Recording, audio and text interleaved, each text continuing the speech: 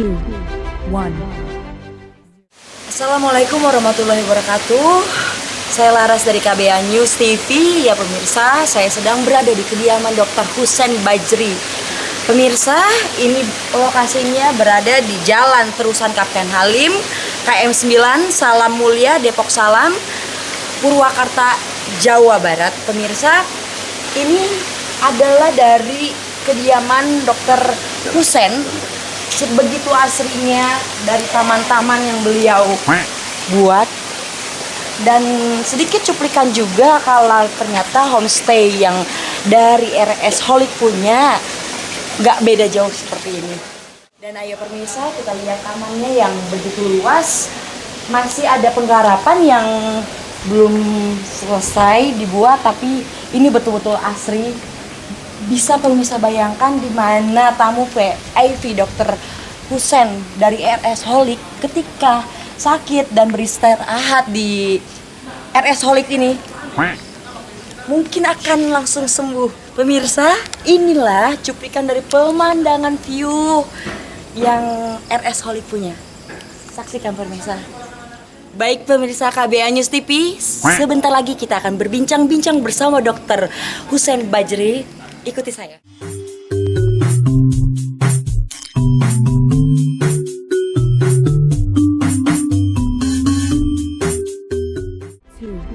1. Assalamualaikum warahmatullahi wabarakatuh. Dengan saya Laras Dinda Prameswari dari KBA News TV. Pemirsa KBA News TV, di samping saya sedang bersama Dr. Husein Ahmad Bajri. Iya, dokter, apa kabar? Kabar baik, alhamdulillah. Dokter ini adalah Ketua Umum Payung Anis Indonesia. Betul. Dan juga dari tim 100 Nasional Badan Koordinasi Saksi Nasional. Betul. Iya. Dan juga pemilik serta pendiri Rumah Sakit Wisata Resort Hospital Holistik, betul ya? Betul. Ya. Dokter, sedikit jelaskan ke pemirsa konsep dari Rumah Sakit Wisata Hospital itu seperti apa? Baik, kalau kita lihat dunia ini kan sedang berkembang konsep medical tourism. Iya. Kalau kita ngelihat di Singapura, Malaysia, medical tourism itu identik dengan ada mallnya di dalam. Yes. Kalau kita di sini justru konsep medical tourism itu kita berusaha menggabungkan dengan alam dan keindahan alam Indonesianya. Baik. Nah, yang kedua, kita semua tahu bahwa di dunia kedokteran semakin canggih. Iya, iya. Baik. Penelitian semakin hebat. Jumlah rumah sakit standar internasional yang baru di Indonesia pun semakin banyak. Betul. Hampir lebih dari 20.000 dokter baru lahir setiap tahunnya di Indonesia.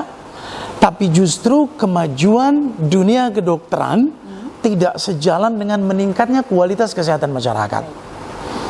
Maka kita di Rumah Sakit Holistik ini berusaha memadukan antara kedokteran barat dan timur, di mana di dalamnya ada kurang lebih 30 jenis pengobatan di luar konvensional atau kedokteran barat. Dengan obat utamanya kita berusaha menekankan makanan organik sebagai obat utama untuk tubuh setiap pasien di Rumah Sakit Holistik. Dokter, ini juga di depan kita ini mungkin ada beberapa yang bisa dokter jelaskan. Ini tuh apa sih, Dok? Baik. Ya. Sebetulnya Rumah Sakit Holistik ini kita berusaha untuk bagaimana membangun satu konsep kayak supermarket sehat. Oh, baik. Ini dari di mana kita mulai dari sekolah tingginya, lalu pabrik biomedicine yang memproduksi obat-obat bahan alam kita. Baik. Lalu kita mengembangkan tanaman obat standar organik dan juga bahan-bahan makanan pasien yang kita berusaha menanam secara organik walaupun belum bisa sepenuhnya. Nah, kita semua tahu bahwa Indonesia itu kain hayatinya terkaya di dunia. Yang herannya kita masih negara yang sangat miskin. Di India yang namanya tanaman obat tradisional Ayurveda itu sudah jadi sumber devisa untuk negara. Kita di Indonesia masih ngesot aja, jualan kunyit temulawak aja masih banyak hambatan. Iya, baik, betul. Padahal di satu sisi pemerintah ingin kekayaan obat tradisional kita itu bisa jadi sumber devisa dan dikembangkan.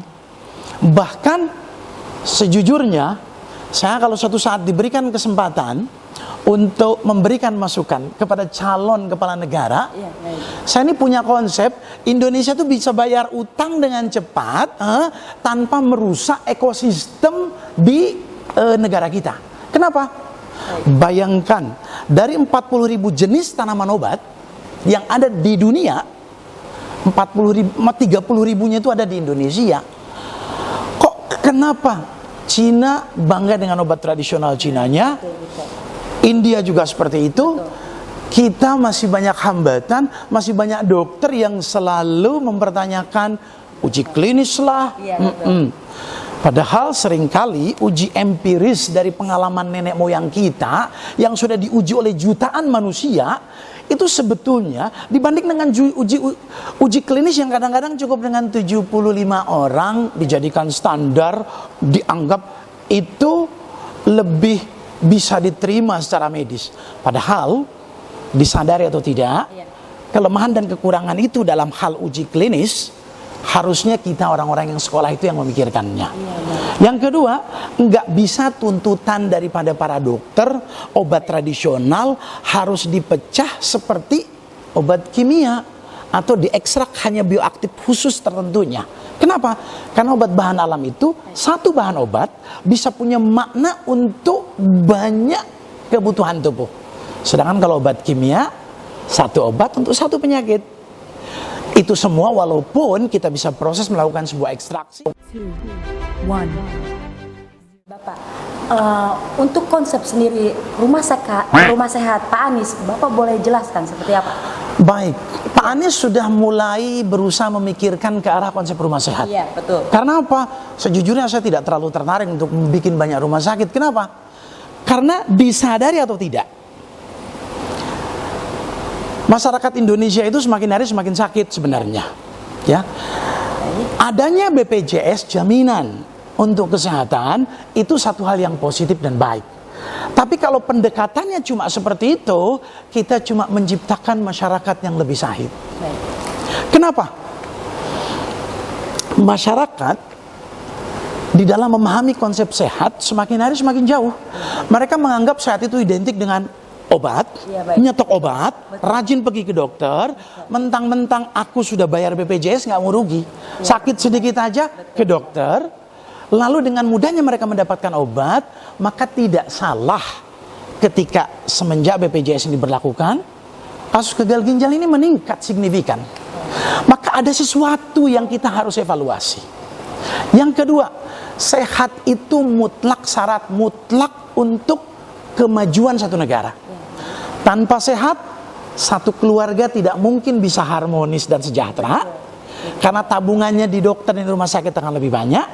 Tanpa sehat seorang pemimpin tidak mungkin bisa memimpin bangsanya dengan baik. Boro-boro mikirin orang lain, mikirin tubuhnya aja udah bingung. Tanpa sehat seorang guru tidak mungkin bisa mengajar dengan baik. Tanpa sehat seorang politisi tidak mungkin jadi politisi yang baik. Maka sehat itu syarat mutlak untuk kita bisa keluar dari krisis multidimensi. Dan kalau kita amati sekarang, di setiap daerah jumlah rumah sakit semakin nambah terus, jumlah dokter barunya semakin banyak, obatnya juga semakin banyak, tapi kenapa orang sehatnya semakin langka? Saya seringkali mengatakan, Untuk orang yang tidak mampu dengan kesehatan seperti apa, Pak? baik, sehat itu tidak selalu harus mahal. Iya, baik. Sehat itu bisa dimulai di dapur rumah kita.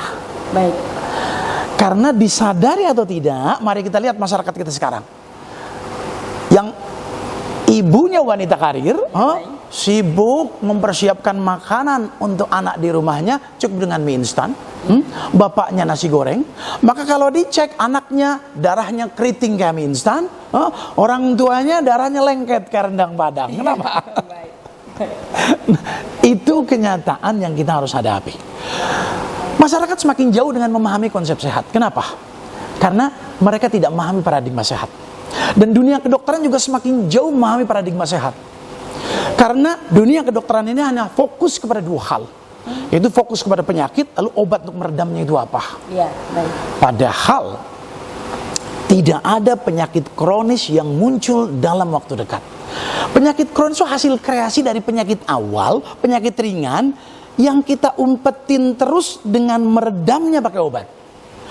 Maka mestinya kalau kita berbicara ingin memperbaiki kualitas kesehatan masyarakat, kita harus berikan edukasi, pemahaman apa itu sehat dan bagaimana untuk bisa sehat. Indonesia dan bangsa Indonesia dengan kekayaan hayatinya, kekayaan tanaman obatnya, kesuburan tanahnya, harusnya setiap rumah bisa lebih sehat anggota keluarganya ketimbang negara lain yang tidak memiliki kesuburan tanah seperti kita. Baik Pak, untuk pengobatan gratis dari Payung Anis, iya. Nah, sejak 1 minggu yang lalu kita sudah mulai berusaha untuk mengadakan pengobatan gratis ke kampung-kampung dengan tim dokter kita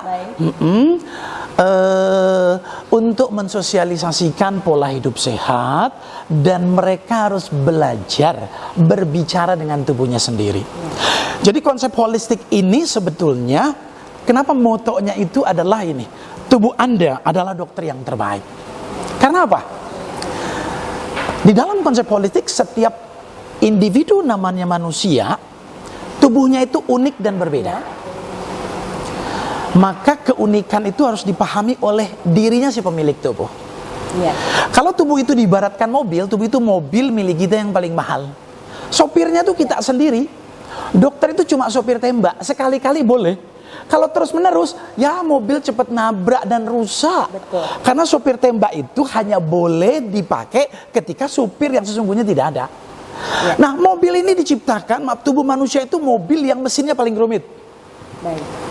Saking rumitnya, kenapa Tuhan menciptakan beragam jenis makanan, biji-bijian, warna, rasa? Karena kebutuhan manusia dengan tubuh dan mesinnya yang rumit membutuhkan sumber makanan yang berbeda-beda pula. Iya, baik Pak. Lalu Pak, jika Pak Anies Baswedan menjadi Presiden 2024 dan Bapak menjadi Menteri Kesehatan, apa yang akan Bapak lakukan? Saya di belakang layar saja. Oh, baik. Ini kan jika. Saya bangga bisa mendukung Pak Anies karena saya melihat mudah-mudahan paling tidak ide-ide kreatif saya bisa tidak dipersulit. Kenapa? Karena di Indonesia ini kan ada budaya kalau bisa dipersulit kenapa dipermudah. Dan kami merintis rumah sakit ini dengan susah payah sejak perizinan yang tanpa izin pada waktu itu. Ya, baik. Maka harapan saya paling tidak saya cukup jadi penasehat saja gitu ya. Baik. Supaya saya siap untuk mengembangkan ide-ide kreatif saya dan mudah-mudahan kebijakan seperti apa sih Pak yang akan Bapak lakukan? Silakan. Konsep saya sederhana. Iya. Kalau masyarakat muslim, jadi begini, berapapun dana yang dipersiapkan oleh negara untuk memperbaiki kualitas kesehatan manusia Indonesia tidak akan pernah cukup kalau polanya tidak dirubah. Betul. Kalau pendekatan untuk memperbaiki tubuh manusia dengan hanya obat, rumah sakit, maka itu hanya menciptakan masyarakat yang kualitas kesehatannya semakin bobrok. Betul sekali Dok.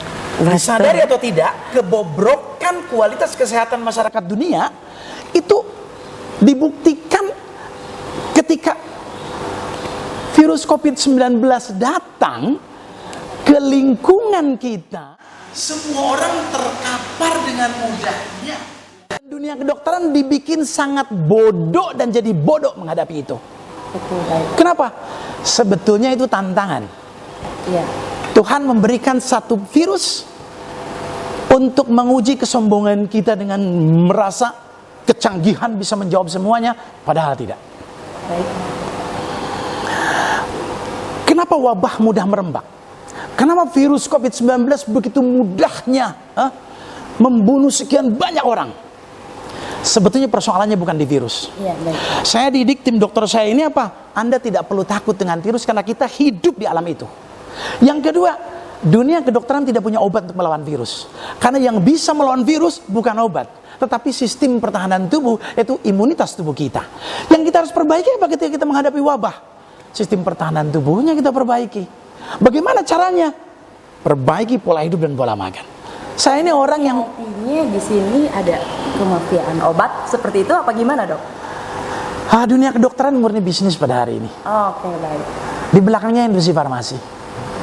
Industri farmasi industri terbesar. Bahkan dulu industri minyak nomor 1, sekarang nomor 2. Baik. Ketika orang berbicara bisnis, apakah berharap masyarakat jadi sehat? Saya nggak yakin. Karena apa? Lahan bisnisnya akan hilang. Iya. Maka kalau Indonesia mau keluar dari krisis multidimensinya, Iya. potensi alam kita nih yang tidak dimiliki oleh negara lain kita bangun. Ya pemirsa, terima kasih perbincangan kami bersama Dr. Husein Bajri, betul ya Pak? Husein Terima kasih Ahmad banyak. Iya pemirsa. Terima KBA News kasih TV. banyak. Wassalamualaikum warahmatullahi wabarakatuh. Waalaikumsalam warahmatullahi wabarakatuh.